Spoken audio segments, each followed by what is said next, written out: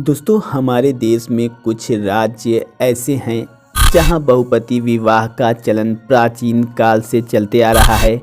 इनमें दो राज्यों की भूमिका सबसे ज़्यादा शामिल है, अरुणाचल और हिमाचल प्रदेश। इन्हीं दो राज्यों से सबसे ज़्यादा बहुपति विवाह होने की खबरें सामने आती हैं। बीते कुछ सालों से अब तो यह दावा किया जा रहा है कि इन दोनों राज्यों में भी बहुपति विवाह का चलन लगभग खत्म हो गया है। हालांकि ऐसा माना जा रहा है कि अभी भी वहां इस तरह की शादियां करवाई जाती हैं, लेकिन लोग अब इसकी खुलकर चर्चा नहीं किया करते और छिपा कर रखते हैं। दोस्तों पूरी दुनिया में तिब्बत एकमात्र ऐसा देश है जहां पर अभी भी बहुपति विवाह का चलन लंबे समय से चलता आ रहा है। आजीविका के साधनों की बेहद कमी है इस छोटे से देश में। वहीं यहाँ के नागरिकों को हमेशा चीन के द्वारा सताया जाता है। यही एक कारण है कि इस तिब्बत में हर एक परिवार से एक नागरिक बौद्ध भिक्षु का रूप धारण कर लेता है। बहुपति विवाह को लेकर तिब्बत से कई बार चौंकाने वाली खबरें सामने आई हैं। दरअसल बहुपति विवाह में कई सारे भाइयों की शादी एक ही स्त्री से होती है।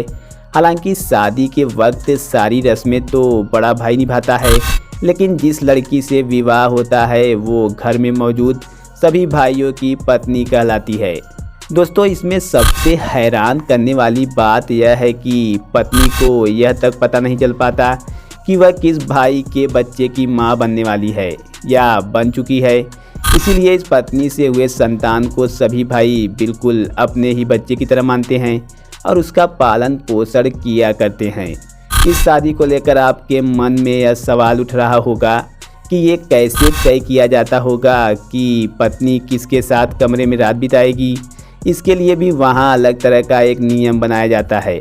दोस्तों जैसा कि शादी में सारी रस्में बड़ा भाई निभाता है, वैसे ही बिल्कुल शादी के कुछ दिनों बाद तक सबसे पहले बड़े भाई ही पत्नी के साथ समय बिताते हैं। इसके बाद एक टोपी के जरिए ये निर्णय किया जाता है कि दुल्हन के साथ अगला वक्त कौन बिताएगा। जी हाँ, टोपी के ही जरिए यह तय किया जाता है कि अगली बार कमरे में पत्नी के साथ कौन रहेगा। जो भी भाई दुल्हन के साथ समय बिताता है वह अपनी टोपी इसके बाद दरवाजे पर टांग देता है।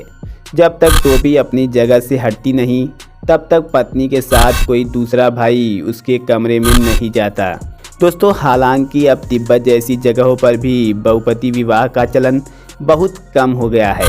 अगर यहाँ के कुछ लोग बहुपति विवाह करते भी हैं तो इसकी जानकारी अब वह किसी को नहीं देते, इसे छुपा कर ही रखते हैं।